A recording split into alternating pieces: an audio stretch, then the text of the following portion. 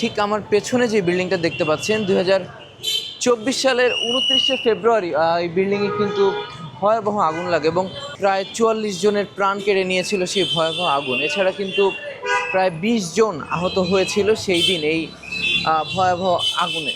কতটা পরিবর্তন হয়েছে এই বেইলি রোডের এই রেস্টুরেন্ট ব্যবসা অথবা রেস্টুরেন্ট কেন্দ্রিক যে এক ধরনের সিন্ডিকেট আছে, যারা আসলে সঠিক যে নিরাপত্তা ব্যবস্থা সেগুলো না মেনে আসলে এই ভবনগুলোতে রেস্টুরেন্টের সহ বিভিন্ন রকম ব্যবসা চালু রেখেছেন।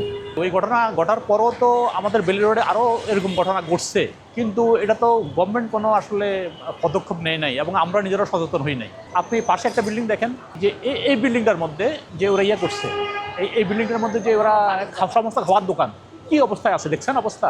আগুনটা যদি লাগে ওখানে ওই বিল্ডিংটাও নষ্ট হবে, পাশের বিল্ডিংটাও ইয়ে হবে, কিন্তু সেইভাবে আমরা সচেতন হই না। এখন আগের মতোই সেই সব চলতে আছে ঢিলাঢালাভাবে।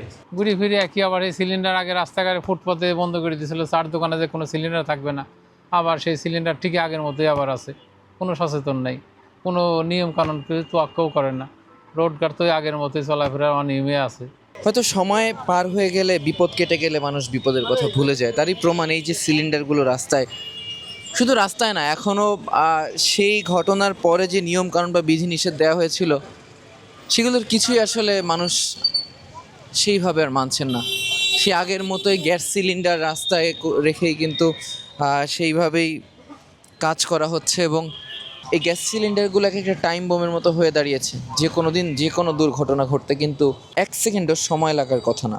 প্রফেসর কামরুজ্জামান মজুমদারও তার পরিবার সহ আটকে পড়েছিলেন এই ভবনটির ছাদে সেই ভয়াল রাতে।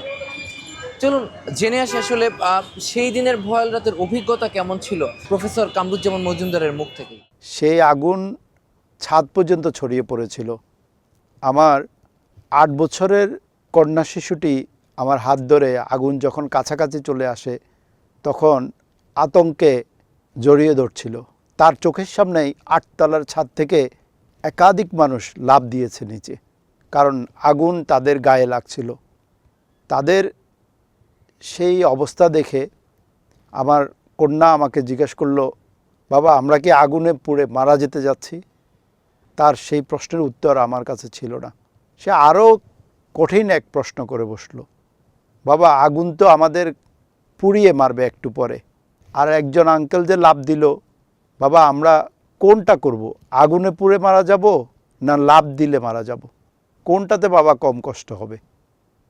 এই দুর্বিষহ অবস্থার মধ্য থেকে মহান আল্লাহর অশেষ রহমতে বেঁচে ফেরার পর 7 দিনের মাথায় প্রেস ক্লাবে এই ধরনের অগ্নিকাণ্ডের প্রতিকার চেয়ে একটি অনুষ্ঠান হচ্ছিল, যেখানে উপস্থাপক আমাকে পরিচয় করিয়ে দিচ্ছিলেন বেইলি রোডের অগ্নিকাণ্ডের সারভাইভার হিসাবে।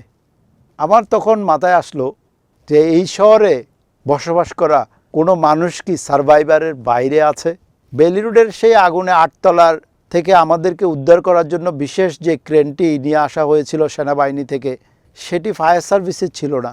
15 তলা 20 তলা 25 তলা বিল্ডিংয়ের এখন পরামর্শ দেওয়া হচ্ছে, নগরে শত শত এই ধরনের বিল্ডিং হবে, কিন্তু কেউ কি ভাবছে এই ধরনের বিল্ডিংয়ে আগুন লাগলে মানুষ উদ্ধার পাবে কিভাবে? সতর্ক হয়েছে, অনেক সতর্ক হয়েছে। আমরা যে এখানে বিল্ডিংয়ে আমার মনে করেন আমি ফায়ার দরজা বানাইছি 2টা, যাতে আমার লোক প্যাসেঞ্জার হোক আমার স্টাফ হোক সবাই যাতে কোনো ক্ষুধা না করে কোনো দুর্ঘটনা হলে তারা একদম সোজাভাবে বাড়ি চলে যেতে পারে। তারপরে আমরা ফায়ার স্টেপ রাখছি, হ্যাঁ আমার ফায়ার ফাইটার আছে। যদিও এই সিঁড়ির মতো বেশিরভাগ বেইলি রোডের রেস্টুরেন্টের সিঁড়িগুলোই এখনও কিন্তু সরু। এই ধরনের দুর্ঘটনা ঘটলে যে ধরনের সাবধানতা অবলম্বন করা দরকার সেগুলো কিন্তু পুরোপুরি নেওয়া হয়নি।